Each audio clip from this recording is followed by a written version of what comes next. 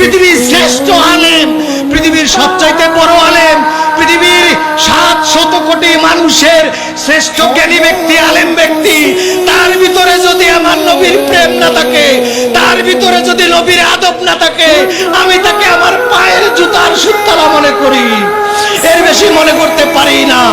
রাস্তার মুচি, রাস্তার চামার, রাস্তার একটা সুইপার যদি তার কলিজায় নবীর প্রেম থাকে, নবীর আদব থাকে, আমি আমার মাথার তাজ থেকে আমি মনে করি। সুতরাং এর ঊর্ধ্বে আমি যেতে পারবো না।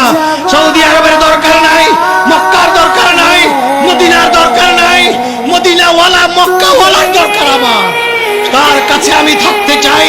বেহেশতের দরকার নাই, জাহান্নাম থেকে বাঁচতে চাই না, আমি বাঁচতে চাই মরার পরে আমার কবর হবে আমার নবীর কদমের তলে। এটাই আমি প্রত্যেক ইমানদারের কামনা।